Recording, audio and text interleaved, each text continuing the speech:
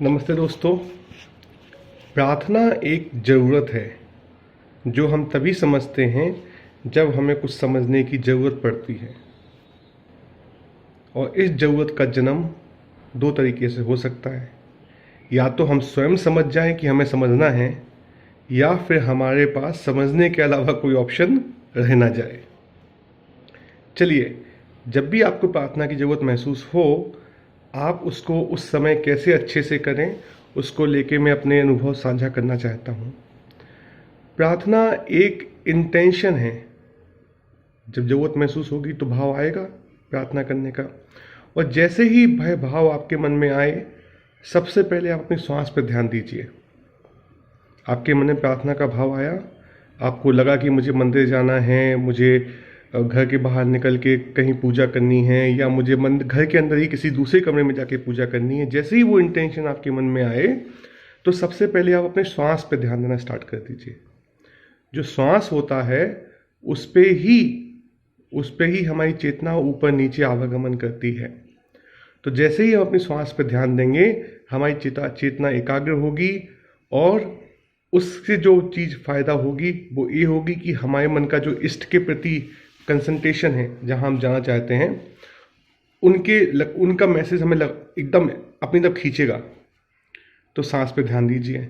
और सांस पे ध्यान देने के लिए कभी कभी हम ज़्यादा दिमाग भटकता है, उस समय आप 1 से लेकर 10 तक गिनती सांस के साथ गिन सकते हैं। जैसे कि सांस जब गई तो 1 गिनिए, बाहर आई तो 2 गिनिए, फिर अंदर गई तो 3 गिनिए, फिर बाहर आई तो 4 गिनिए। और ऐसे करके 10 जब आप हो जाएं तो फिर से 1 से गिनती स्टार्ट कीजिए। तो जब आप इस सांस पे ध्यान देना स्टार्ट कर देंगे, आपको लेना नहीं है, आपको कॉन्शियसली उसको ऊपर नीचे नहीं करना है। जो आ रही है स्वतः उसको देखिए, जो स्वतः निकल रही है उसको छोड़ दीजिए। तो ऐसा करने से अब आप अपने इष्ट के पास जब तक पहुंचेंगे, तब तक आप एक इमेज अपने मन में लीजिए। वो व्याकुलता आपको वो इमेज आपके मन में दिलाएगी कि मैं किसी ऐसी शक्ति के पास जा रहा हूँ, जो शक्ति मेरा इष्ट है। वो जो शक्ति है, वो शक्ति से मिलने के लिए दिल व्याकुल होना चाहिए। तो जब आप उस इष्ट के घर पे पहुंच जाएं, आप उस शक्ति के घर पे पहुंच जाएं, तो सबसे पहले अपने अंदर का जो भी सामान है वो उनके घर के बाहर रख दीजिए। क्यों? क्योंकि अब तो आप ये चाहते हो कि घर तक आ ही गए हैं, तो आप बस दौड़ लगा के उनको गले लगाना चाहते हो, और सामान रखोगे नहीं तो दौड़ कैसे लगाओगे? तो जो भी आपके मन के भाव हैं, अच्छे बुरे, जिसे भी आप सही गलत मानते हो, सब चीज़ें छोड़ के आराम से फिर आप इष्ट को आवाज़ लगाइए। और जब आप इष्ट को आवाज़ लगाएंगे, तब क्या करना है? तब आपको जो भी अपना मंत्र है, जो भी आपकी आरती है, जो भी आपकी दोहा है, जिसको आप अपने इष्ट से एसोसिएट करते हैं, उसको शब्दों में चिल्लाइए। अपने पूरी आत्मा की शक्ति के साथ, शब्दों में गंभीरता के साथ, फुल अटेंशन के साथ आवाज़ दीजिए अपने इष्ट को। जब आप ऐसा कर रहे होंगे, अचानक ही आपको अपने इष्ट दिखना स्टार्ट हो जाएंगे। और जैसे ही आपको अपने इष्ट दिखना स्टार्ट हो, आप बस लेट जाइए उनके सामने, आप उनके चरणों में लेट जाइए और अपने इष्ट से बोलिए, प्रभु मुझे आपके दर्शन हो गए। तो जब आप प्रभु के दर्शन कर रहे हों, तो आप उनके स्वरूप के साथ जो भी गुण एसोसिएट करते हैं, जैसे कि भगवान राम के दर्शन आप कर रहे हैं, तो आप उनके साथ जो भी गुण उनके एसोसिएट करते हैं, या भगवान हनुमान हैं, या कृष्ण जी हैं, या महावीर स्वामी हैं, या बुद्ध जी हैं, या दुर्गा माता हैं, जिसको भी, या आपकी ग्राम देवी हैं, या नेचर को यदि आप इष्ट मानते हो तो नेचर, यदि आपको लगता है कि कोई शक्ति ब्रह्मांड को चलाती है, तो उस शक्ति को आप बिल्कुल झुक के नमन करके सरेंडर करके बोलिए, भगवान आपके दर्शन हो गए। और जो भी उनके गुण हैं वो आपके दिमाग में एकदम से आने चाहिए। क्यों? दर्शन सिर्फ शकल के नहीं करना है। आप किसी के पास जाओ, सिर्फ उसकी शकल देख लो और बोलो कि भाई हम आपको समझ गए, ऐसा थोड़ी होता है। उस साकार प्रतिमा के अंदर जो भी आपने गुण समाहित किए हुए हैं, आपके दिमाग में आ रहे हैं, उस साकार प्रतिमा के साथ उन गुणों को दर्शन कीजिए एक एक करके। मेरी सोच ये है कि हर भगवान के साथ आपको कम से कम 3 गुण एसोसिएट करने चाहिए।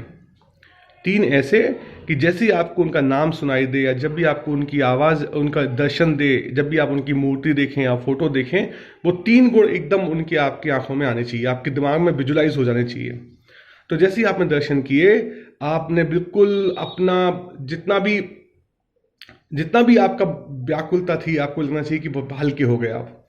फिर आप प्रभु से बोलना, प्रभु मैंने आपके दर्शन कर लिए, अब आप मुझे देख लो, मुझे देख लो प्रभु कि मैं कितना दयनीय हूँ, मुझे कितनी आपकी ज़रूरत है।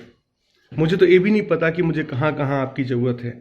आप बस ऊपर से नीचे मुझे को देख लो, आप देख लो प्रभु। और जिस तरीके से आप देखोगे, बस वही देखने मात्र से मेरी समस्याएं सॉल्व हो जाएंगी। इस भावना के साथ आप प्रभु का दर्शन करो और अपने आप को अलाउ करो कि भगवान आपको देख रहे हैं। आप बस ये देखो कि भगवान आपको देख रहे हैं और आपको जहाँ जहाँ उन्हें लगता है कि आपको उनकी ज़रूरत है, वो उन खाली स्थानों पे अपने अपने अणु छोड़ के जा रहे हैं। कौन से अणु? वही गुण जो आपको उनमें दिखाई दे रहे हैं, वही गुण वो आपको एक एक एक ऐसे तरीके से आपके छेद भर रहे हैं कि आपको पता भी नहीं चल रहा है। जो आपके हृदय के रिक्त स्थान है, जहाँ पे आपको उनकी ज़रूरत है, वो उन सभी रिक्त स्थानों में अपना आशीर्वाद भर रहे हैं।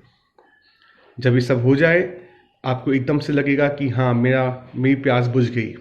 उस समय आप भगवान को कृतज्ञता ज्ञापित कीजिए। कृतज्ञता जब ज्ञापित करते हैं तो कृतज्ञता में हम सिर्फ थैंक यू नहीं बोलते, हमें सुगंधित फूल भी चढ़ाने पड़ते हैं।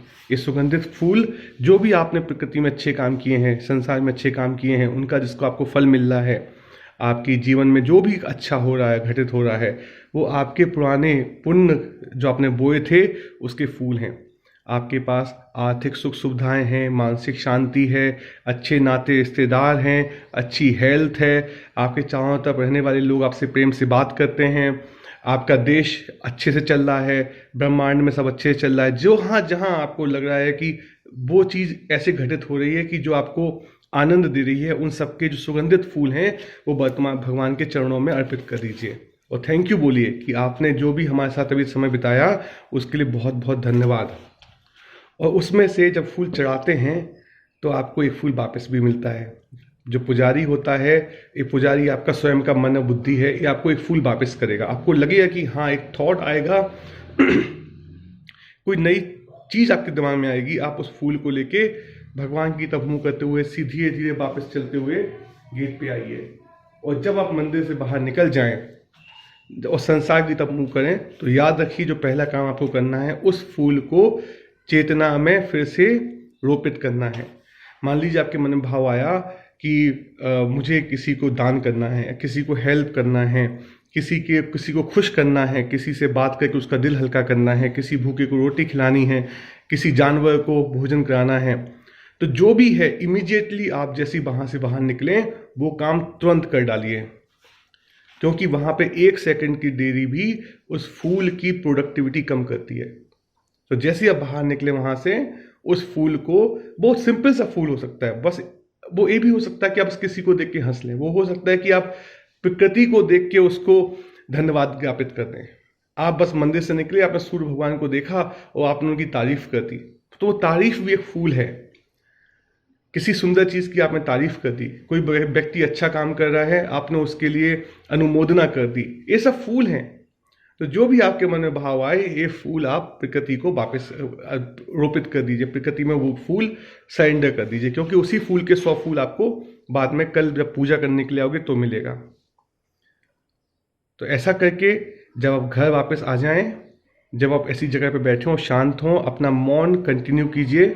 अपनी आँखों से जो भगवान ने जो आपको शक्ति दी है, जो आपको एक सुकून दिया है, अपनी आँखों से वो सुकून चारों तरफ देखते हुए जिस गली से निकल रहे हैं, जिससे बात कर रहे हैं, आप अपने अंदर महसूस कीजिए कि वही ऊर्जा आप सामने वाले को पास कर रहे हैं, क्योंकि ये रोकने की चीज़ नहीं है, ये सिर्फ देने की चीज़ है।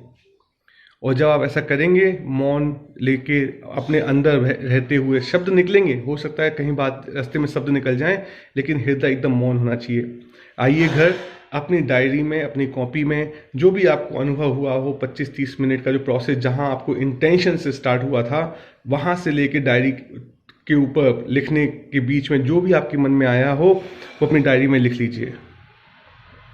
यही वो डायरी आपका संविधान बनेगी, यही वो आपका खूंटा बनेगी जो आपके जीवन को चलाने के लिए आपको सही समय पे सही मार्गदर्शन देगी। ये डायरी लिखना नहीं भूलिएगा दोस्तों, क्योंकि मुसीबत के समय संविधान को ही देखा जाता है कि वहाँ पे तरीका क्या है। तो अपना संविधान आप भगवान के साथ मिलके, अपने इष्ट के साथ मिलके खुद लिखिए, और मौके वक्त पे जब भी ज़रूरत हो तो किस धारा में, किस आर्टिकल में, किस लाइन में, क्या कहाँ पे आपको जाके उसका सोल्यूशन ढूंढना है वो आपको मिल जाएगा। इसी प्रार्थना के साथ कि ये जो पुष्प मुझे भगवान ने आज दिया है, मैंने आपको समर्पित किया, आप भी इन सब चीज़ों का लाभ लें, हमेशा प्रसन्न रहें, ब्रह्मांड में सब जीव प्रसन्न रहें।